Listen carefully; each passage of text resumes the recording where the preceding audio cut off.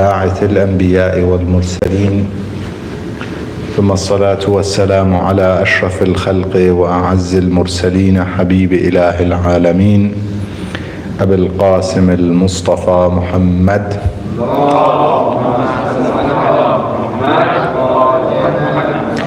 وعلى آل بيته الطيبين الطاهرين المعصومين المنتجبين سيما بقية الله روحي وأرواح العالمين له الفداء. Mu'mineen and Mu'minat, brothers and sisters, Assalamu alaikum wa rahmatullahi wa barakatuh. If I may request Mu'mineen and Mu'minat to remember Marhum Israfil Kasra'i, one of our dear brothers in San Antonio who passed away yesterday. Remember him and all Mu'mineen and Mu'minat with the recitation of Al-Fatiha ma'a salawat. Allahumma salli ala Muhammad wa ali Muhammad. Bismillah ar-Rahman ar-Rahim.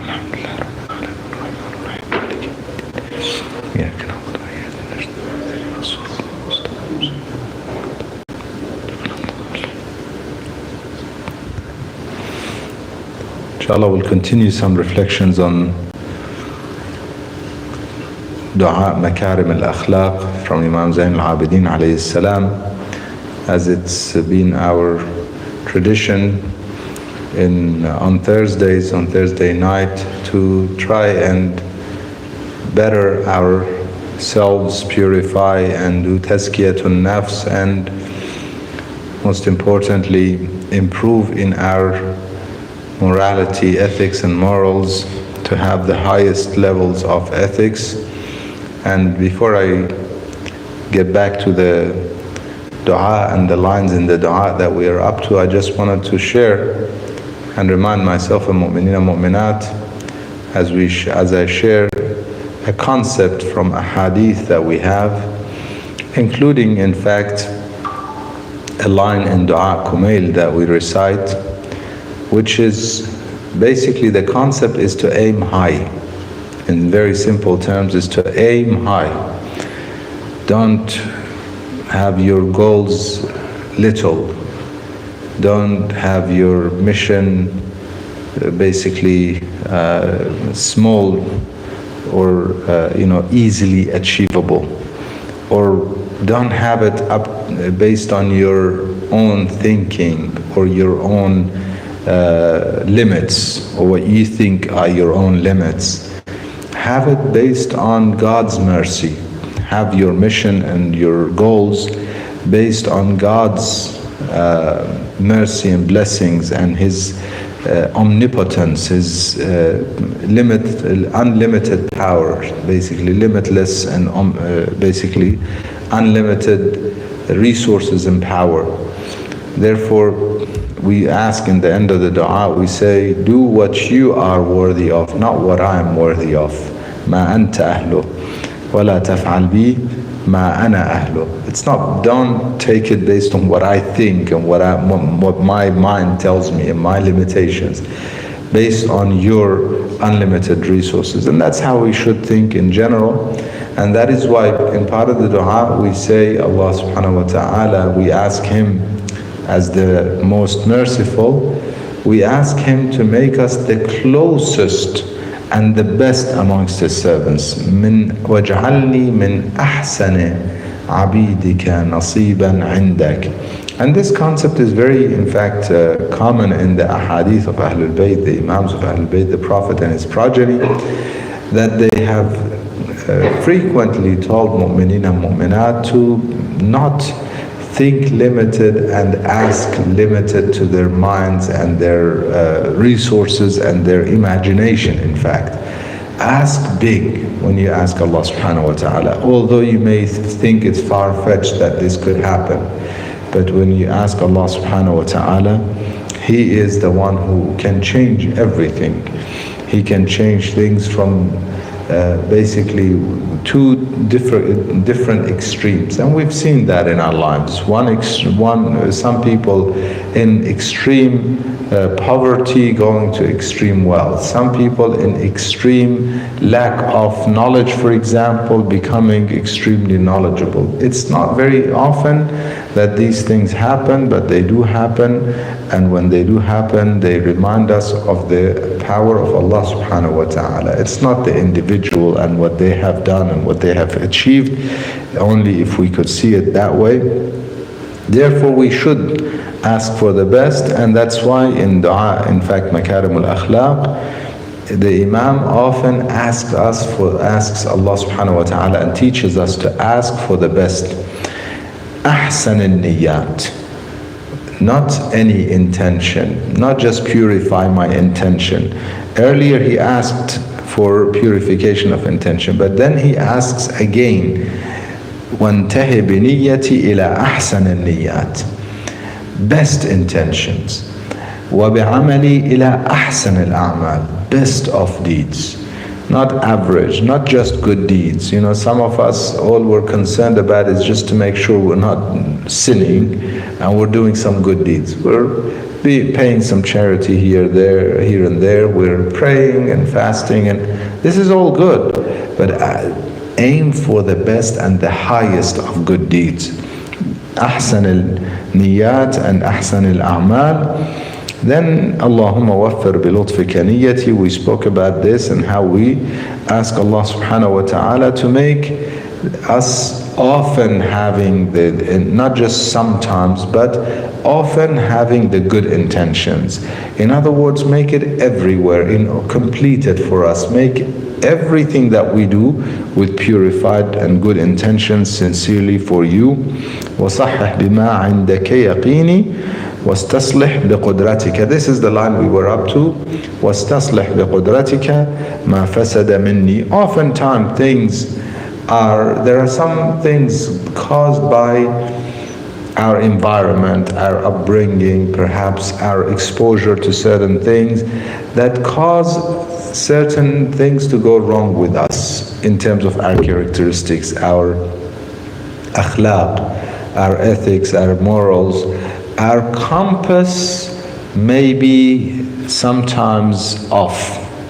Imagine traveling with a compass that does not show you the right north from south and east from west, and it's a little off. The more off it is, the more likely it'll get us more lost than help us find our way. It's very important that one makes sure that they have a good compass. Army members, they have some very heavy duty compass that they have to use. In case somebody is lost, they can find their way and not just go around the circle. So use the good compass. Imagine that has gone off. And sometimes this is what happens to us, in the sense that Allah subhanahu wa ta'ala makes good things beautiful and makes them beautiful for us. At the same time, He makes evil things ugly.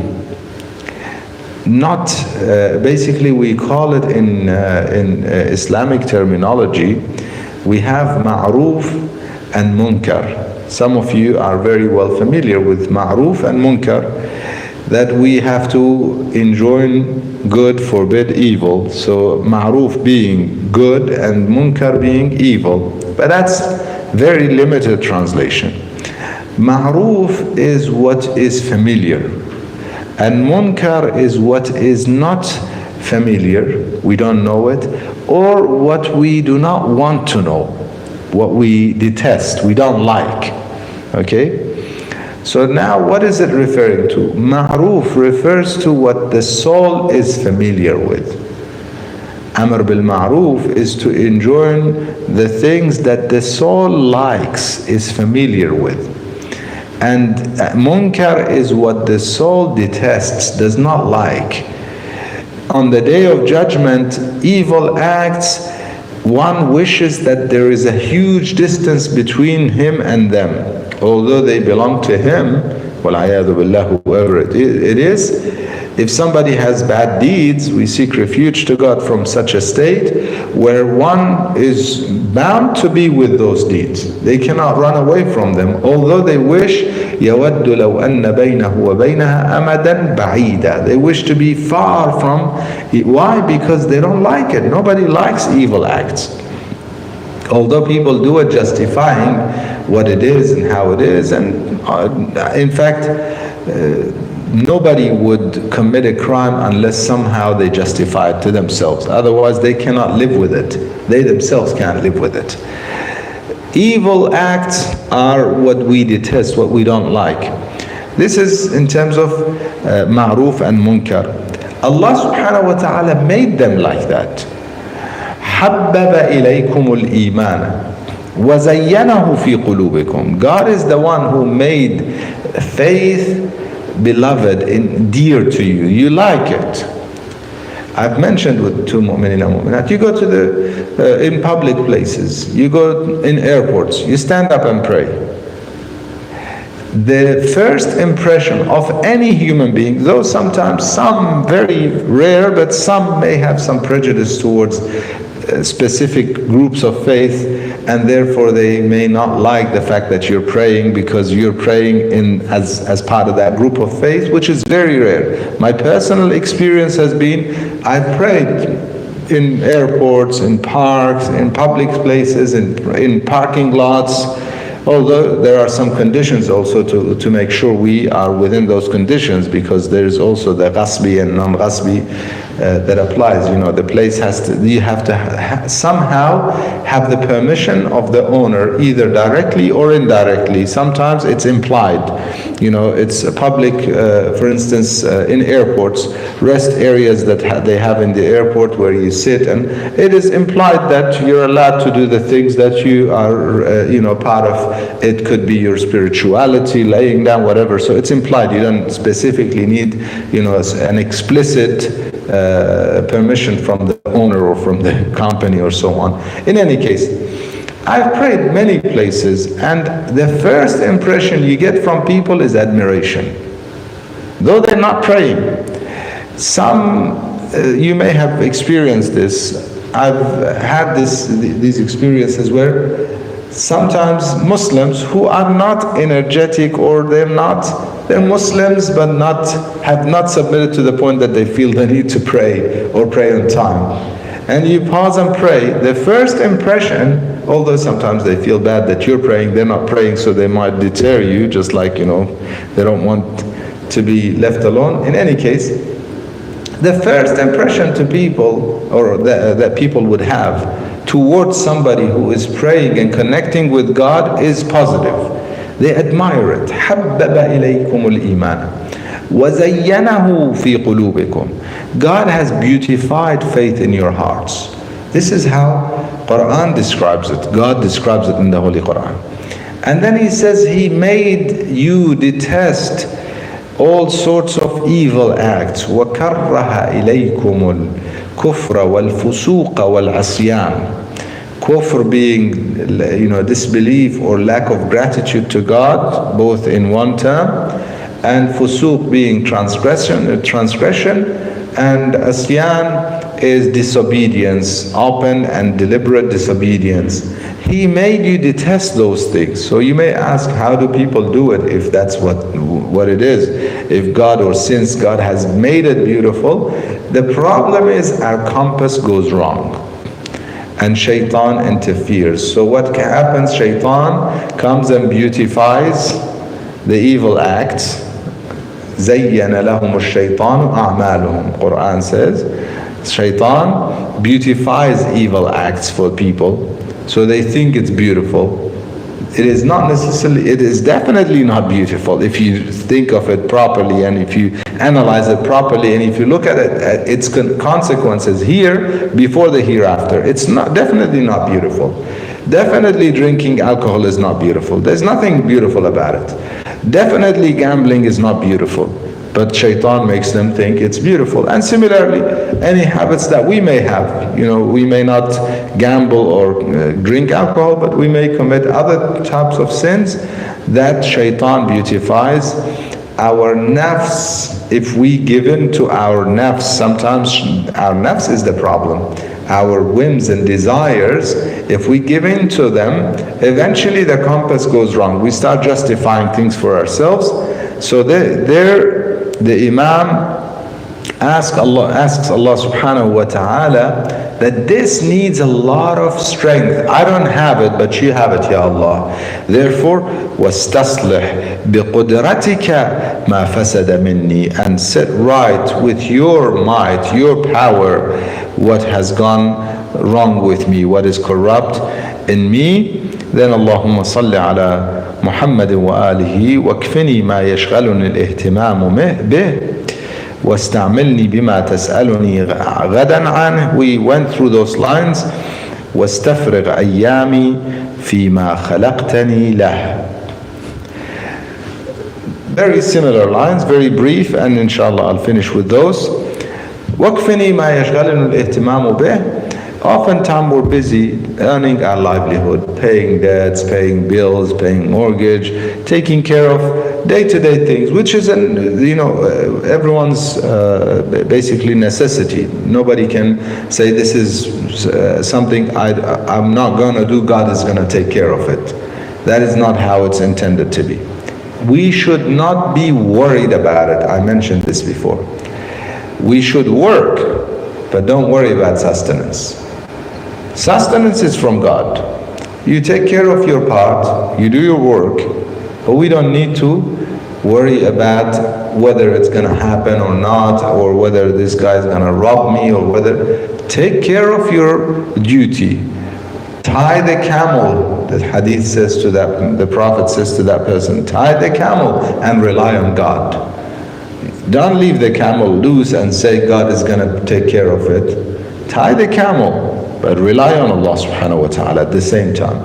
That if God wants this camel, this car, this house, whatever sustenance, if He wants it for me, nobody's going to take it from me. And if He doesn't want it for me, nobody's going to give it to me. We need to understand that. We do our part, but don't worry about it arriving, how it's going to arrive, when it's going to arrive. God has His timetable. Sometimes we are struggling and we are asking and it's not coming. It's not that your dua is not answered. It's not answered the way you expected, the way you like it. It's answered in a better way, better than what you expect. In God's books, He knows what's best for us.